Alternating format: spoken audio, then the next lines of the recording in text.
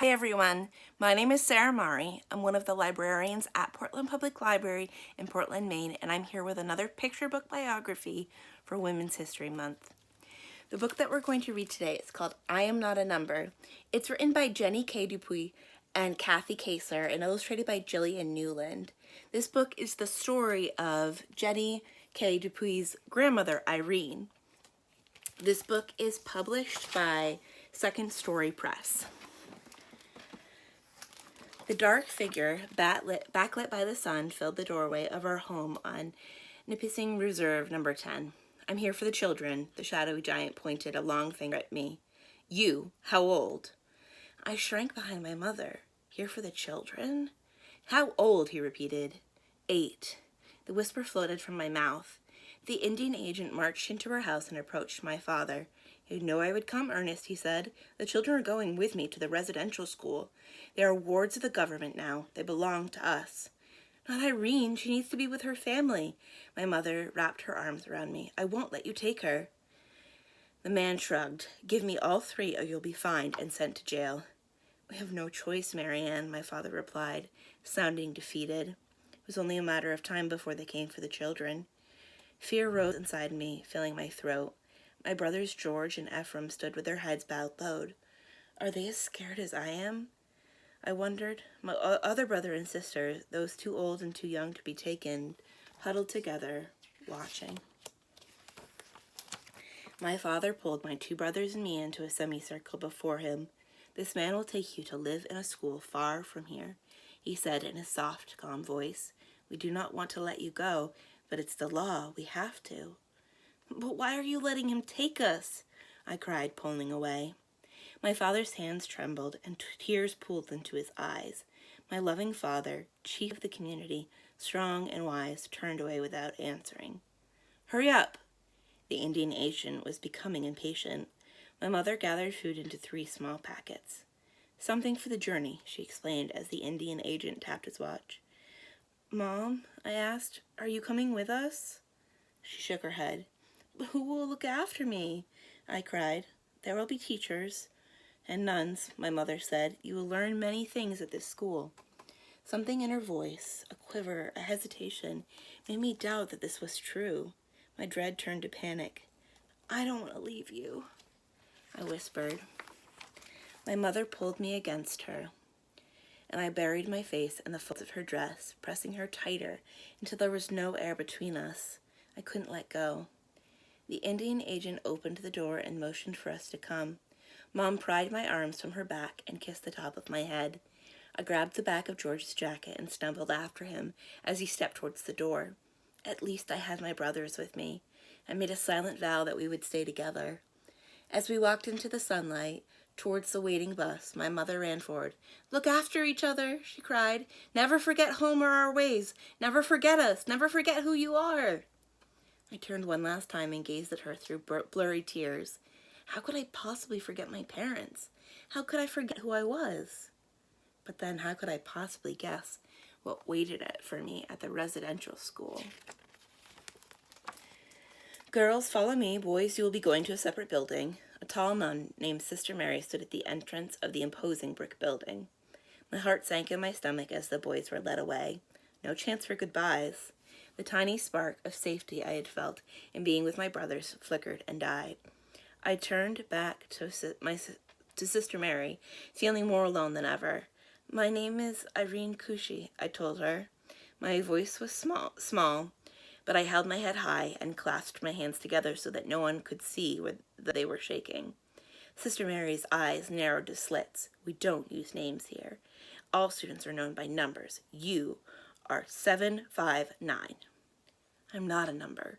I'm Irene Dupuis, daughter of Ernest and Marianne Dupuis. I will never forget who I am. I was hurried to the showers with the other girls who had arrived with me.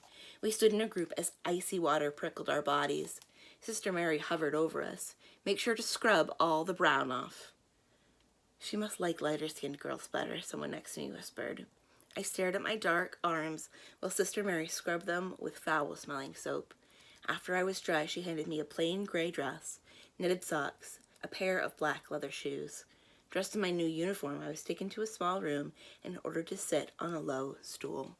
The worst was yet to come. Sister Mary wrapped a cape around my neck. "Now let's get rid of that hair. Sit up straight," she ordered. Her scissors chewed through my long black hair, and I watched my locks fall in pools around me. This meant much more to me than a haircut, though I could never explain that to Sister Mary. Back home, long hair was a source of pride. We cut it when we lost a loved one.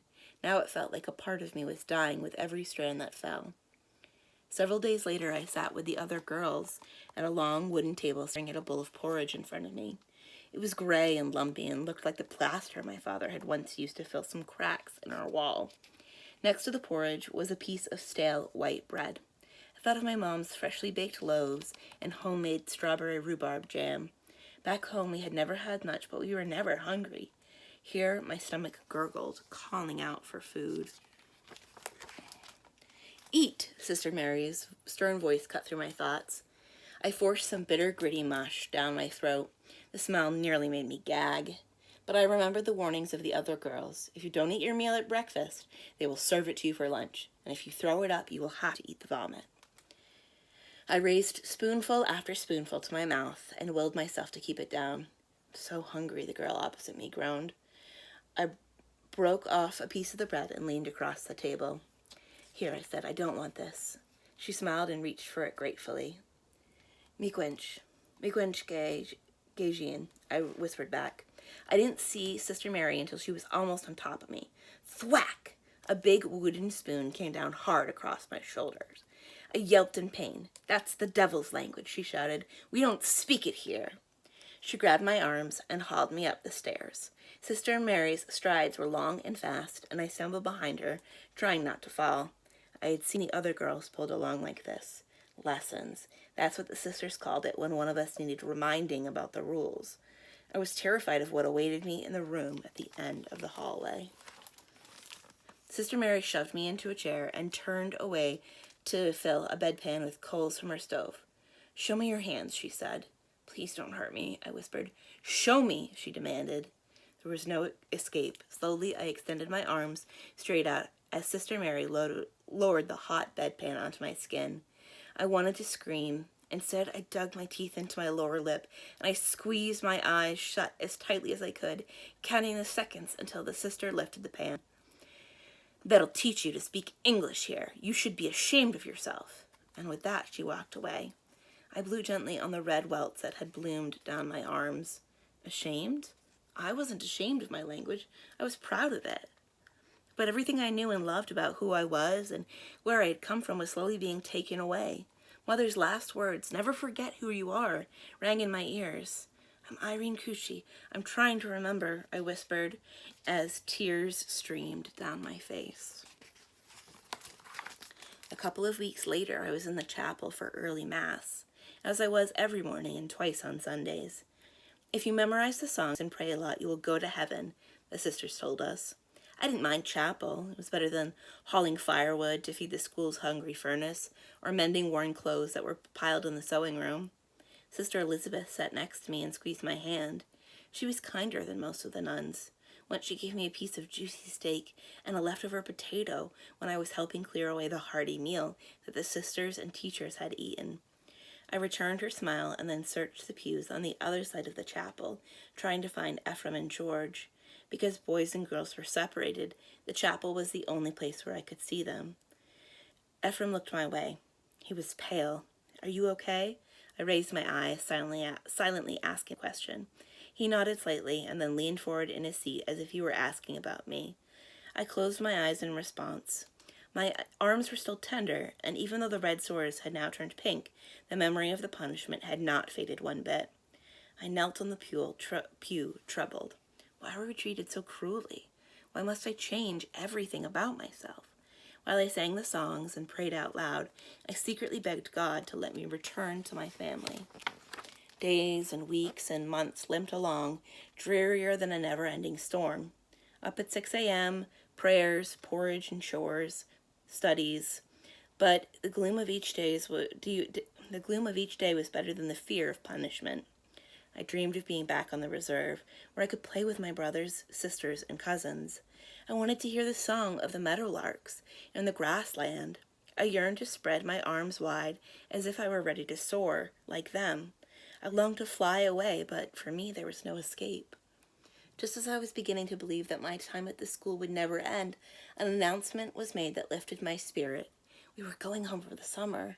Home! I hadn't said that word in so long. Would my house look the same? Would my parents know me? I had not heard from them all year, hadn't been allowed to write or receive letters. It's evil out there, Sister Mary told us. We can't have you mixing with the outside world. But everyone knew that the nuns were afraid that our families would learn how we were treated.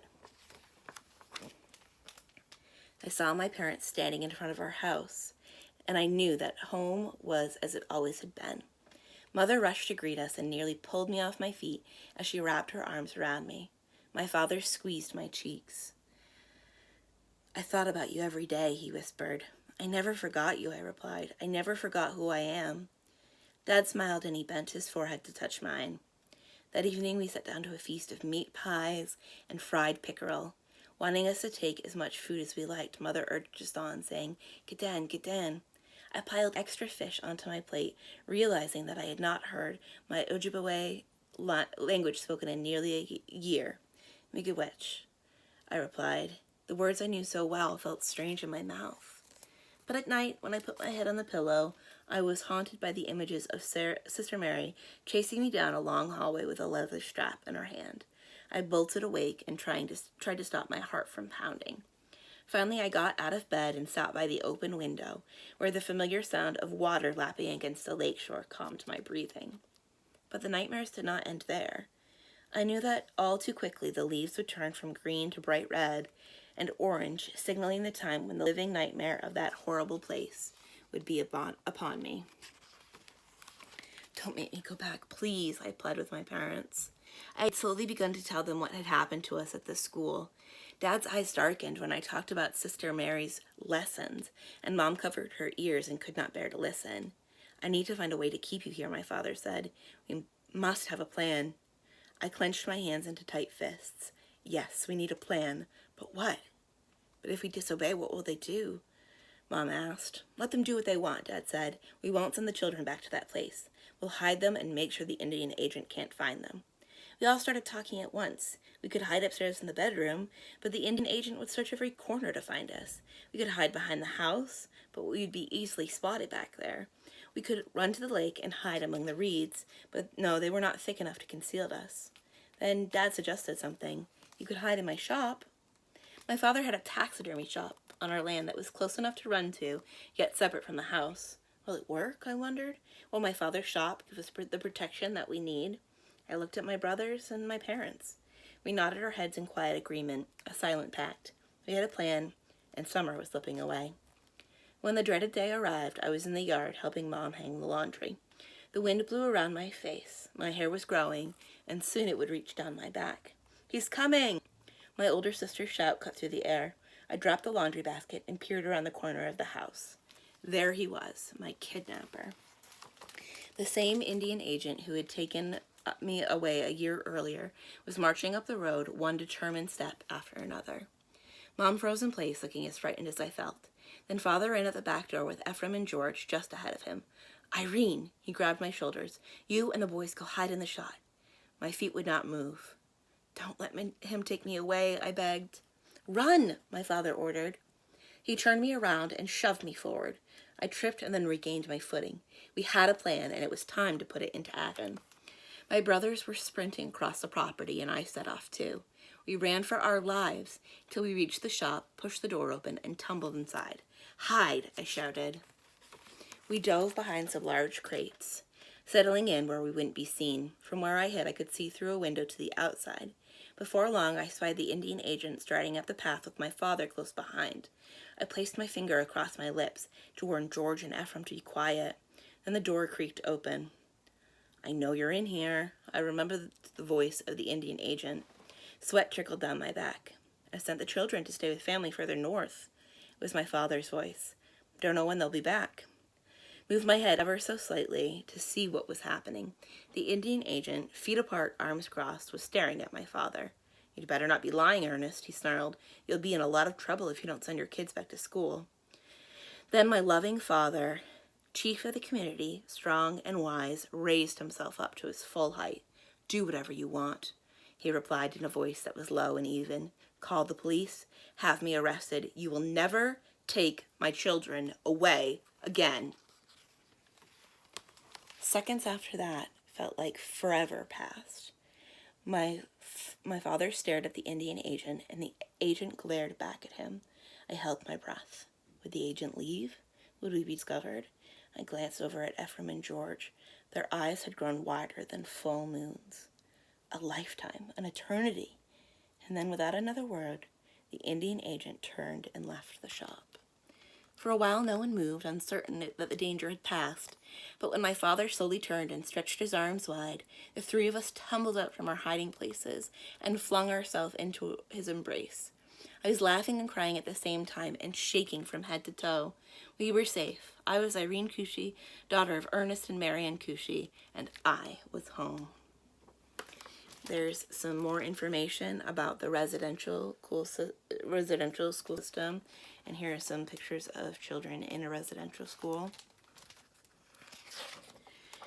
And then here is a picture of Irene's father, and here is a picture of Irene as an older woman, the grandmother of this author. Many things that happened in the story were really awful, but they were also real things that happened in real life to many, many Indigenous children across Canada and in the United States at different times throughout history, as well as other places around the world. They're terrible things, and they definitely are things that need to be made up for and to never happen again. My name is Sarah Mari. I'm one of the librarians at Portland Public Library in Portland, Maine. Thank you for listening, and I hope to see you again soon.